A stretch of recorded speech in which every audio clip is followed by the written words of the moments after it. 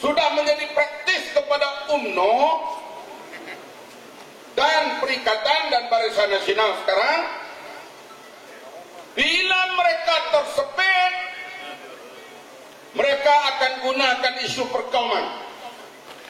Ini disebut oleh rakan-rakan kita tadi. Tahun 87 kita hadapi masalah ekonomi. Waktu itu pergeseran antara tim A dan tim B dalam UMNO. Tim B diketuai oleh Tengku Razali Hamzah, tim A Dr. Mahathir. UMNO menjadi pecah dua. Bagaimana nak selamatkan keadaan? Tidak ada lain. Waktu itulah isu perkauman dimainkan. Lim Kim Sai menuntut timbalan Perdana Menteri adalah orang Cina. Lim Kim Sai waktu itu Exco Negeri Selangor. Pemuda UMNO kata, no, ini negeri Melayu, tuannya Melayu, ketuanan Melayu. Lahirlah panglima-panglima Melayu. Waktu itu pemuda UMNO dipimpin oleh Najib Razak yang jadi Perdana Menteri sekarang. MCA dan kumpulan Cina buat berbagai bentuk himpunan. Pemuda UMNO buat berbagai bentuk himpunan. Akhirnya satu himpunan di Stadium TPCA Kampung Baru. Dalam hujan renyai-renyai, naik spanduk, pasahkan kres dengan darah Cina. Hantar Lim Kim Sai balik tongkat. Seorang ahli parlimen UMNO daripada Perlis, orang Melayu nak pergi ke Kuala Lumpur 11 Mei, bawa senjata sekurang-kurangnya mancis api. Keadaan menjadi tegang. Private Adam pun mengamuk. Ada orang Cina masuk Kuala Lumpur dah bawa kepiah putih, simpan dalam kereta. Kalau jadi apa-apa pakai kepiah putih.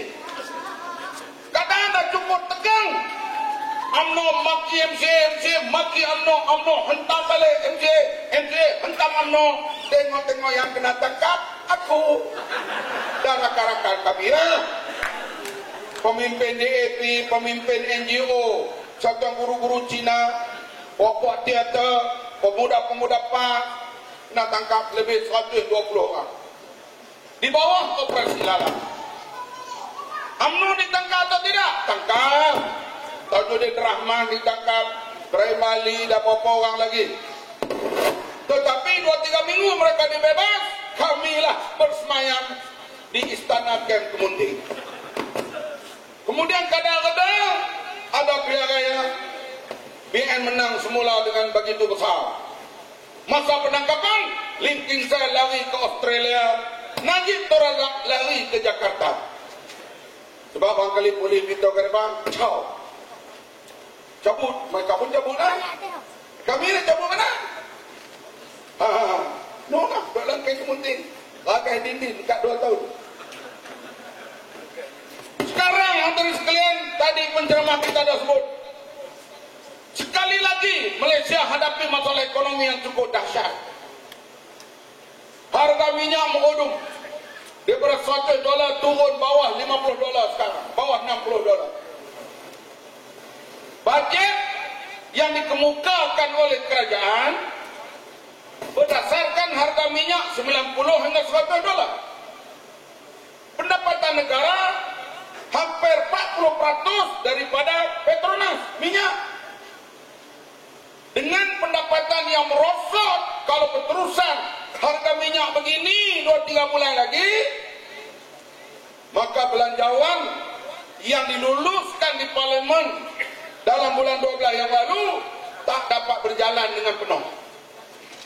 Mungkin kursus pegawai kerajaan akan dipotong, kursus guru dan sebagainya, dan banyak lagi pembangunan-pembangunan yang lain akan tergendala. Kemudian hutang yang Ustaz Tengah sebut tadi, bagi pinjam dan berniaga 49 bilion. Tak boleh bayar, dijadualkan semula 3 bulan ke 6 bulan. Tokoh korporat beritahu kalau 3 bulan tak boleh bayar, 6 bulan pun tak boleh juga. Government negara macam melepaskan diri dah daripada perbuatan Najib ini. Dr. Mahathir dah mula hentam Najib. Dia kata berhenti, 3 naik presiden boleh ganti. Kadir Jassin, bekas pengarang New Street Times juga hentam. Zainuddin Maidin, bekas Menteri Penerangan, hentam Najib. Daim Zainuddin, hentam Najib. Daim Zainuddin, Tun Mahathir, mereka ini amat berpengaruh dalam korporat, dunia korporat. Oleh itu keadaan Najib sekarang terumbang ambing. Cuma penasihat kanannya tetap setia, Rosmah. Terus sekalian, dalam keadaan sebegini rupa, hutang negara disebut tadi 560 bilion. Bank negara mengatakan bukan lebih daripada itu, 700 bilion. Ekonomi teruk. Maka dalam keadaan begini, tidak lain untuk menyelamatkan emosi rakyat dimain kembali isu perkauman. Inilah peribadatan UMNO. Bercakap berapi-api. Seorang yang berkelulusan PhD di Kedah mengatakan, sebiji nasi yang kita makan ini karena adanya UMNO. Alah, kejumpa depan tingkai buka ni. Sebiji nasi kita makan ni karena adanya UMNO. Kalau itu UMNO paling kuat dalam dunia ialah di Thailand, karena di sana paling banyak nasi. Kemudian mereka bercakap, UMNO akan terus berjuang untuk menyelamatkan tanah reserve Melayu. UMNO akan terus berjuang menyelamatkan keadaan Raja, Melayu dan Islam.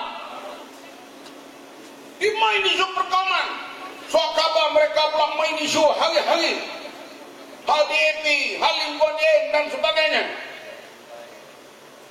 Dalam keadaan begini, hadirin sekalian, kita lihat akta hasutan yang dijanjikan oleh Najib untuk diganti dengan akta keharmonian kau.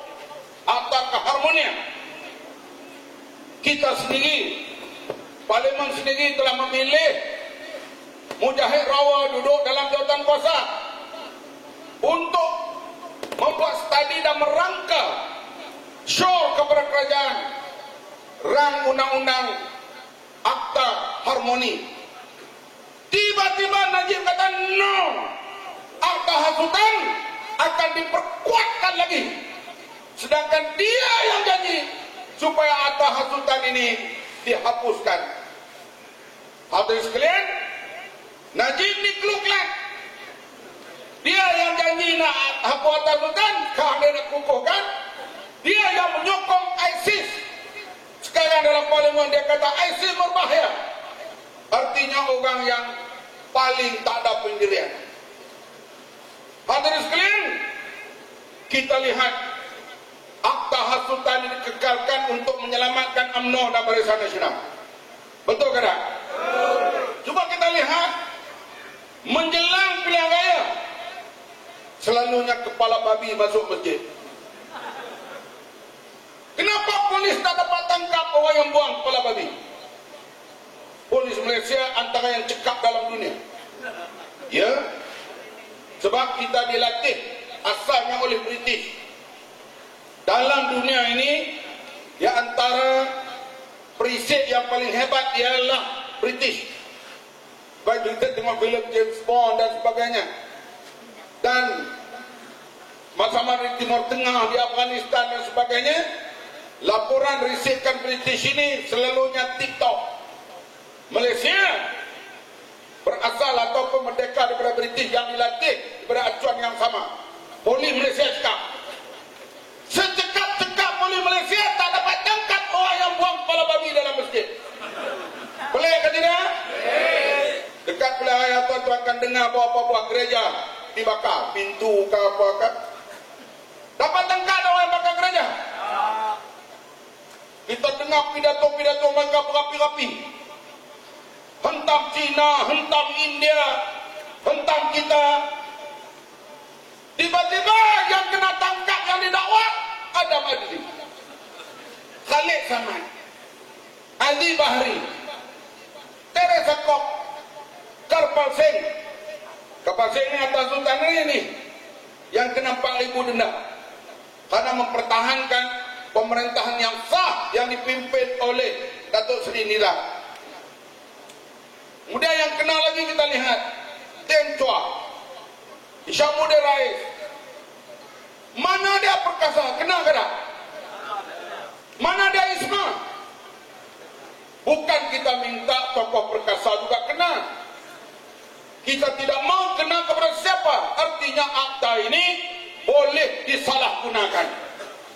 Oleh itu, kami daripada mobilisasi demokrasi bersama dengan gerakan anti akta hasutan akan bersatu tenaga menggerakkan rakyat untuk kita menentang akta hasutan ini. Boleh atau tidak?